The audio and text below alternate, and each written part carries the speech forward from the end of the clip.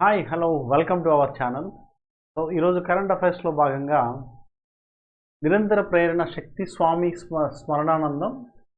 So ఆధ్యాత్మిక చైతన్యంలో మరవలేని సేవలు, ఆయన బోధనలో శాశ్వతం, సేవకు పరమార్థం ఏమిటో నాకు చెప్పారు ప్రత్యేక వ్యాసంలో ప్రధాని మోదీ. ఈ స్మరణానంద ఎవరంటే వార్తలలో ఎందుకు రావడం జరిగిందంటే రామకృష్ణ మఠం మరియు రామకృష్ణ మిషన్లకు 16వ అధిపతిగా ఉన్న స్వామి స్మరణానందం కనుమూత తనను నిర్గాంతపరిచిందని ప్రధాని నరేంద్ర మోదీ పేర్కొనడం జరిగింది. ఆయన బోధనలు నిరంతరం ప్రేరణ శక్తిగా నిలుస్తాయని చెప్పారు. సో ఈ విధంగా మరి రామకృష్ణ మఠం రామకృష్ణ మిషన్లకు 16వ అధిపతిగా ఉన్న స్వామి స్మరణానందం చనిపోవడం జరిగింది. సో దానికి మరి ప్రగడ సానుభూతిని వ్యక్తం చేయడం జరిగింది ప్రధాని మోదీ గారు.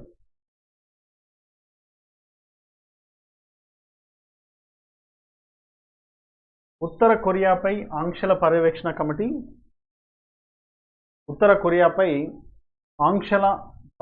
కమిటీని తీర్మానాన్ని వీటో చేసిన రష్యా. ఉత్తర కొరియా అణు కార్యక్రమంపై విధించిన ఆంక్షలను పర్యవేక్షించేందుకు ఐక్యరాజ్య సమితి నిపుణులతో వేసిన కమిటీ పదవీ కాలాన్ని పొడిగించేందుకు భద్రతా మండలిలో ప్రవేశపెట్టిన తీర్మానాన్ని రష్యా వీటో అధికారంతో అడ్డుకుంది. 15 సభ్య దేశాల్లో 13 అనుకూలంగా ఓటు వేయగా రష్యా వ్యతిరేకించింది. చైనా హాజరు కాలేదు. దీంతో కమిటీ పర్యవేక్షణ నిలిచిపోనుంది. ఉత్తర కొరియా అణు కార్యక్రమంపై ఆంక్షలు మాత్రం కొనసాగుతాయి. ఉత్తర కొరియా నుంచి ఆయుధాలను తెచ్చుకుంటున్న రష్యా దాన్ని కొనసాగించడానికి తీర్మానం అడ్డుకుందని మిగిలిన దేశాలు ఆరోపించాయి. సో ఉత్తర కొరియాపై ఆంక్షల పర్యవేక్షణ కమిటీ తీర్మానాన్ని వీటో చేసిన రష్యా అన్నమాట. ఉత్తర కొరియా అణు కార్యక్రమంపై విధించిన ఆంక్షలు ఏవైతుందో వాటిని పర్యవేక్షించేందుకు ఐక్యరాజ్య సమితి నిపుణులతో వేసిన కమిటీ దాని పదవి కాలాన్ని పొడిగించేందుకు భద్రతా మండలిలో ప్రవేశపెట్టిన తీర్మానానికి రష్యా వీటో అధికారం తెలిపింది. మీకు తెలిసిన అంశమే, ఐక్యరాజ్య సమితిలో 5 శాశ్వత సభ్య దేశాలు ఉంటే వాటిలో ఏ ఒక్క దేశం వీటో అధికారాన్ని ఉపయోగించినా కానీ ఆ తీర్మానం వీగిపోతుందన్న విషయం తెలిసింది. సో రష్యా అడ్డుకోవడం జరిగింది. నాటో దేశాలపై దాడులు చేయమంటున్న మనకి పుతిన్, నాటో దేశాలపై దాడులు చేయం, F-16నే కూల్చివేస్తామన్న పుతిన్. మరి ఎందుకు F-16 ఎందుకు కూల్చేస్తామంటే అవి అమెరికా, నాటో దేశాలపై రష్యా దాడి చేస్తుందనే వార్తలను ఆ దేశాధ్యక్షుడు పుతిన్ ఖండించడం జరిగింది. కానీ ఉక్రెయిన్కు పశ్చిమ దేశాలు F-16 యుద్ధ విమానాలను అందజేస్తే వాటిని కూల్చేస్తామని స్పష్టం చేయడం జరిగింది. టోర్జోక్ ప్రాంతంలో ఉన్న రష్యా వైమానిక స్థావరాన్ని ఆయన సందర్శించారు. అక్కడ పైలట్లతో ముచ్చరించడానికి కొద్దిసేపు సైనిక హెలికాప్టర్లోని సిమ్యులేటర్లో కూర్చొని దాన్ని పరిశీలించారు. సో ఆ తర్వాత 1991లో సోవియట్ యూనియన్ విచ్ఛిన్నమైన తర్వాత అమెరికా నాయకత్వంలోని సైనిక కూటమి రష్యా వైపుగా విస్తరించిందని, సో కానీ నాటో దేశాలపై దూకుడుగా వ్యవహరించాలన్న ఆలోచన మాకు లేదని, పోలాండ్, చెక్ రిపబ్లిక్పై రష్యా దాడి చేస్తుందని పశ్చిమ దేశాలు పిచ్చివాదన చేస్తున్నాయని చెప్పేసి ఈ విధంగా మరి ఆయన వ్యక్తం చేయడం జరిగింది. సో మేము ఒకవేళ ఉక్రెయిన్కు మద్దతుగా అమెరికా సైన్యాన్ని పంపినా కానీ F-16 ఇచ్చిన వాటిని కూల్చివేయడం ఖాయమని చెప్పేసి ఈ విధంగా వ్యక్తం చేయడం జరిగింది. ఎందుకంటే ఉక్రెయిన్కి అమెరికా సపోర్ట్ చేస్తుంది కాబట్టి ఈ అమెరికా పశ్చిమ దేశాల ఇవి F-16 యుద్ధాలని అమెరికా పశ్చిమ దేశాలు ఇస్తున్నాయి కాబట్టి వాటిని కూల్చివేస్తాం ఖచ్చితంగా అని చెప్పేసి ఈ విధంగా చెప్పడం జరిగింది పుతిన్ అన్నమాట. సి విజిల్ ద్వారా 79,000 ఫిర్యాదులు నమోదు.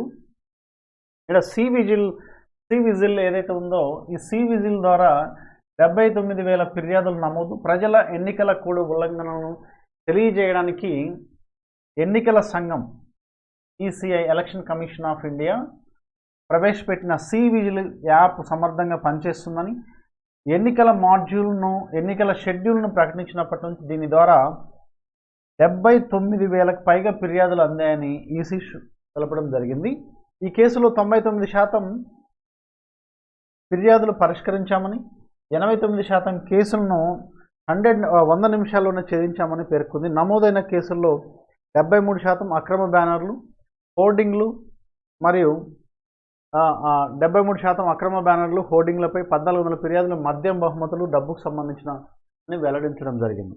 సో ఈ విధంగా ఆస్తుల ధ్వంసమేమో 2454, ఆయుధాలను చూపించి బెదిరించడం 535 అయితే నిషేధించిన సమయంలో ప్రచారం చేయడం అనేది 1000కి పైగా ఫిర్యాదులు వచ్చినాయంట. సో మనకి ఎన్నికల కోడ్ రాగానే మనకి ఎన్నికల సంఘం ఏం చేసిందంటే మనకి ఫిర్యాదులు సి విజిల్ ద్వారా 75,000 ఫిర్యాదులు వచ్చినాయని చెప్పేసి ఈసీఐ ప్రకటన చేసింది. లోక్సభ సభ్యుల్లో 225 మందిపై క్రిమినల్ కేసులు అని చెప్పేసి నివేదికలో వెల్లడించిన ఏడీఆర్ లోక్సభలోని 514 మంది సిట్టింగ్ ఎంపీలపై అఫిడవిట్లు సమర్పించగా వారిలో 225 మందిపై అంటే 44% తమపై క్రిమినల్ కేసులు ఉన్నట్లుగా పేర్కొనడం జరిగింది. సో ఇదండి మరి లోక్సభలోని 514 మంది సిట్టింగ్ ఎంపీలు అఫిడవిట్లు సమర్పించగా వారిలో 225 అంటే దాదాపుగా 100కి 44% మంది తమపై క్రిమినల్ కేసులు ఉన్నాయని చెప్పేసి మరి ఈ విధంగా మరి వాళ్ళు ఏ విధంగా పరిపాలన చేస్తారు అన్నది మనం ఇక్కడ గుర్తుపెట్టుకోవాల్సిన అవసరం ఉంది. చూడండి, అనాలిసిస్ చేసుకోవాలి. వాళ్ళు ఏ విధంగా మరి సొసైటీని ఏ విధంగా ట్రాన్స్పరెన్సీగా రూల్ చేస్తారనే అంశాన్ని చూడాలి. పిక్కీ లేడీస్ ఆర్గనైజేషన్ జాతీయ అధ్యక్షురాలుగా Joyshree Das Varma. FICCI ladies organisation దాన్ని FLO అని పిక్కీ లేడీస్ ఆర్గనైజేషన్ 41వ జాతీయ అధ్యక్షురాలుగా జోయశ్రీ దాస్ వర్మ బాధ్యతలు స్వీకరించారు. 2024-25 ఏడాదికి ఈమె ఈ హోదాలో కొనసాగుతారని ఈశాన్య భారతానికి గౌరవ కాన్సుల్గా వర్మను ఇజ్రాయెల్ నియమించుకుంది. కాఫ్రో మేనేజ్మెంట్ సొల్యూషన్స్కు డైరెక్టర్గా వర్మ వ్యవహరిస్తున్న FLOకు నేతృత్వం వహించడం గౌరవంగా భావిస్తున్నట్టుగా ఆమె పేర్కొనడం జరిగింది. సో ఈమె ఇదే ఒకటే కాకుండా FLO పిక్కీ లేడీస్ ఆర్గనైజేషన్ జాతీయ అధ్యక్షులుగా ఒకటే కాకుండా ఈశాన్య భారతానికి గౌరవ కాన్సుల్గా వర్మను ఇజ్రాయెల్ నియమించుకుందంట. తర్వాత కాఫ్రో మేనేజ్మెంట్ సొల్యూషన్స్కు డైరెక్టర్గా కూడా ఈమె జోయశ్రీ దాస్ వర్మ నేతృత్వం వహిస్తున్నారు. సో FLOకి మరి జాతీయ అధ్యక్షులుగా నియామకం చేయడం జరిగింది జోయశ్రీ దాస్ వర్మ.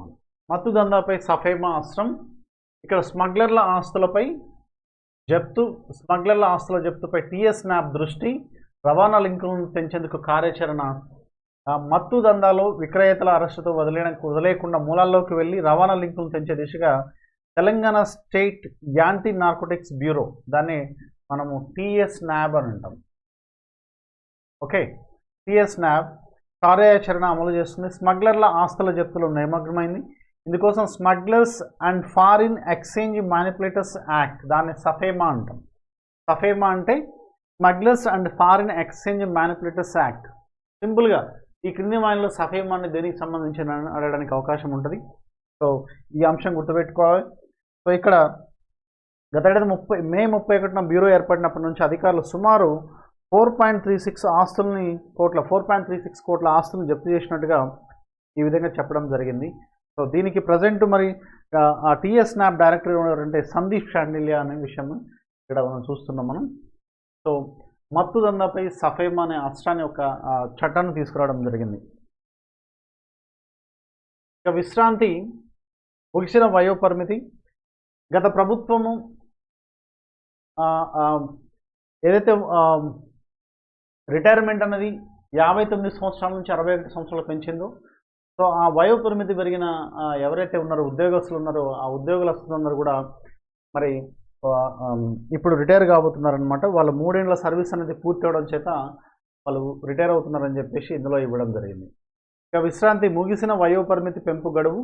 3 ఏళ్ల తర్వాత రిటైర్ అవుతున్న ఉద్యోగులు, 61 ఏళ్ళు నిండిన వారికి వీడ్కోలు. రాష్ట్ర ప్రభుత్వంలోని వివిధ శాఖల్లో ఉద్యోగ విరమణలు ప్రారంభమయ్యాయి. 2021లో అప్పటి ప్రభుత్వం ఉద్యోగుల విరమణ వయసును 58 నుంచి 61 ఏళ్లకు పెంచింది. దీంతో అప్పట్లో రిటైర్ అవ్వాల్సిన వారి ఉద్యోగ విరమణలు 3 ఏళ్ల తర్వాత ఈ ఏడాది మొదలయ్యాయి.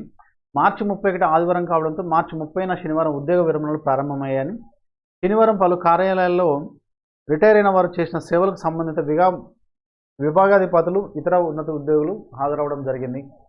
సో ఇక్కడ మరి దీన్ని బట్టి ఏమో అర్థం చేసుకోవాలంటే ఎవరైతే ఆస్పిరెంట్స్ ఉన్నారో సో నెక్స్ట్ కమింగ్ 5 yearsలో నెక్స్ట్ ఉద్యోగాల వెలువ ఉందని, ప్రతి సంవత్సరం కూడా దాదాపుగా 8 నుంచి 10,000 మంది ఉద్యోగస్తులు రిటైర్ అవుతున్నారని, సో ఆల్మోస్ట్ ఒక 50,000 ఖాళీలు ఏర్పడవచ్చు అని చెప్పేసి అంచనా ఉందన్నమాట. సో ఆస్పిరెంట్స్ మరి దీన్ని పట్టుదలతో తీసుకోవాల్సిన అవసరం ఉంది. సో పీవీకి భారతరత్న ప్రదానం చరణ్ సింగ్, స్వామినాథన్, కర్పూరి ఠాకూర్లకు కూడా నేడు అద్వానీ నివాసానికి వెళ్ళి అందించిన రాష్ట్రపతి మాజీ ప్రధాని రాజకీయ చాణక్యుడు, బహుభాషా కోవిదుడైన తెలుగు బిడ్డ పివి నరసింహరావుకు దేశ అత్యున్నత పౌర పురస్కారమైన భారతరత్న మరణానంతరం ప్రదానం చేశారు. శనివారం రాష్ట్రపతి భవన్లో జరిగిన కార్యక్రమంలో రాష్ట్రపతి ద్రౌపది ముర్ము నుంచి పివి కుమారుడు పివి ప్రభాకర్ రావు దీన్ని స్వీకరించారు. మరో మాజీ ప్రధాని చౌదరి చరణ్ సింగ్, హరిత విప్లవ పితామహుడిగా పేరొందిన వ్యవసాయ శాస్త్రవేత్త ఎంఎస్ స్వామినాథన్, బీహార్ మాజీ ముఖ్యమంత్రి కర్పూరి ఠాకూర్లకు కూడా మరి మరణానంతరం ప్రకటించిన ఈ పురస్కారాలను వారి కుటుంబ సభ్యులు స్వీకరించారని శనివారం నాటి కార్యక్రమంలో చరణ్ సింగ్ తరపున ఆయన మనవడు జయంత్ చౌదరి, స్వామినాథన్ తరపున ఆయన కుమార్తె నిత్యారావు, కర్పూరి ఠాకూర్ తరపున ఆయన కుమారుడు రామ్నాథ్ ఠాకూర్లు పురస్కారాలు అందించడం జరిగిందనే విషయాన్ని ఇక్కడ మనం చూస్తున్నాం. ఇక్కడ ఈ దీనికి సంబంధించిన అంశం ఏంటంటే పేటెంట్లు అండి. పేటెంట్లు అంటే మనం ఏదైనా ఒక అంశాన్ని భారత వ్యవసాయ పరిశ్రమలకు ఏదైనా ఒక విషయాన్ని మనము ఇన్వెన్షన్ చేసినాక దానికి ఒక పేటెంట్ తీసుకున్నట్టయితే ఏదైతే ప్రొడక్షన్ చేసిన వస్తువు కానీ ఏదైనా కానీ దానికి ఆటోమేటిక్గా వాల్యూ పెరుగుతుంది. సో ఈ విధంగా మరి పేటెంట్ చేసుకున్న దేశాలలో ఎక్కువగా పేటెంట్ కోసం దరఖాస్తులు చేసుకున్న దేశాలలో ఏమున్నాయని చూసినట్టయితే మనకి 2023-24 లక్ష పేటెంట్ దరఖాస్తులను మంజూరు చేసినట్లు మార్చి 16న కేంద్ర పరిశ్రమల వాణిజ్య శాఖ ప్రకటించింది. 2024లో అంతర్జాతీయ మేధా హక్కుల సూచిలో అమెరికా అగ్రస్థానంలో ఉండగా భారత్ 42వ స్థానంలో ఉంది.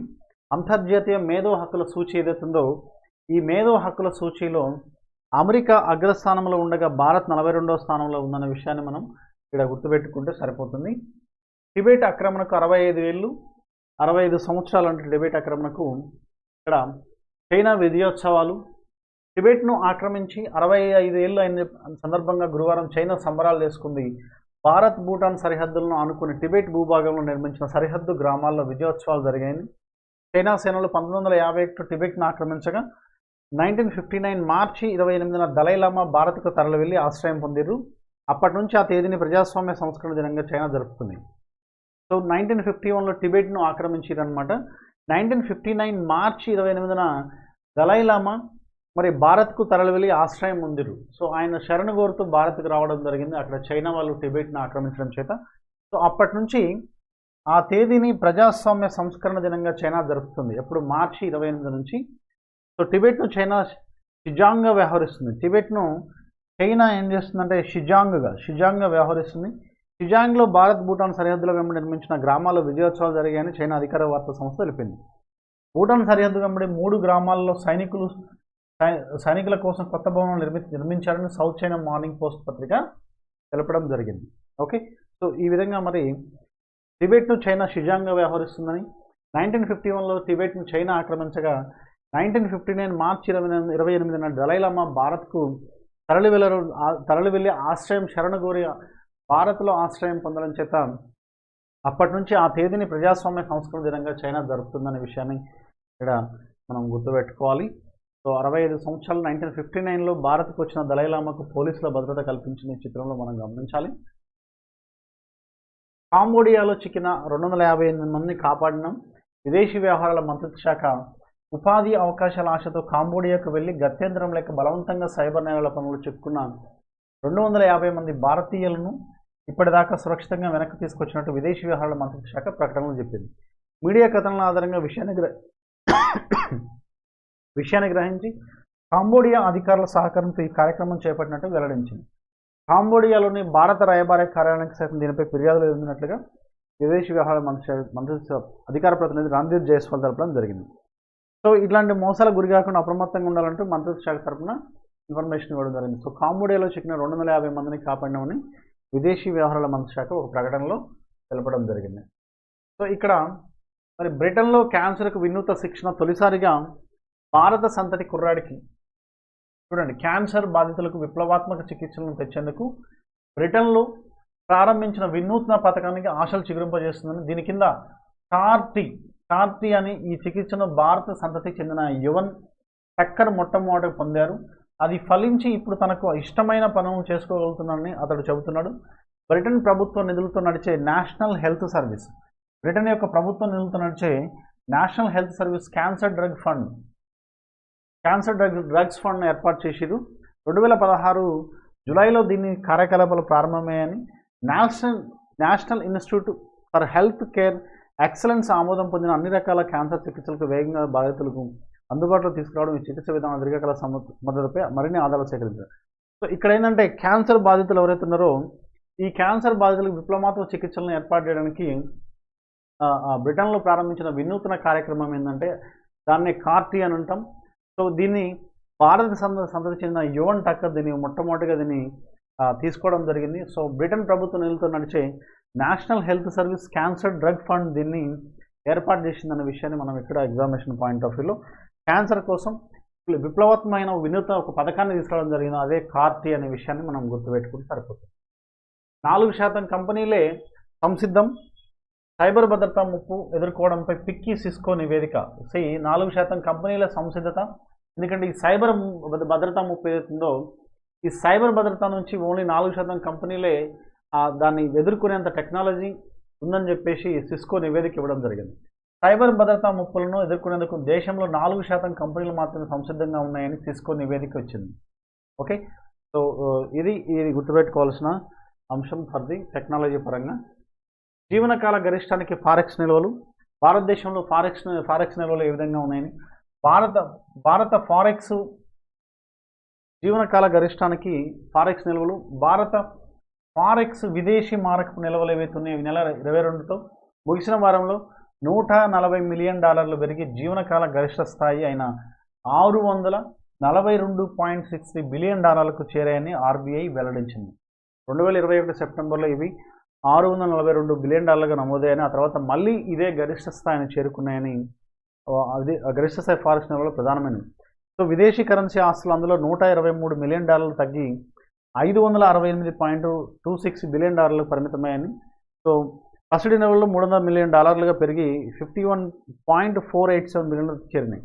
సో జస్ట్ మీరు ఏం గుర్తుపెట్టుకోవాలంటే లాస్ట్ 2021లో మనకి ఈ $642.45 బిలియన్ ఉన్నది ప్రస్తుతానికి మరి అది దానికంటే ఎక్కువగా చేరినాయి అని చెప్పేసి జీవనకాల గరిష్టానికి ఫారెక్స్ నిల్వలు $642.63 బిలియన్ మనకి విదేశీ మారక నిల్వలు మన దేశంలోనే ఉన్నాయని చెప్పేసి విషయం ఆర్బీఐ వెల్లడించడం జరిగింది. సో ఇది ఈరోజు సంబంధించిన కరెంట్ అఫైర్స్, అండ్ రేపటి కరెంట్ అఫైర్స్లో కలుద్దాం. So thank you and all the best.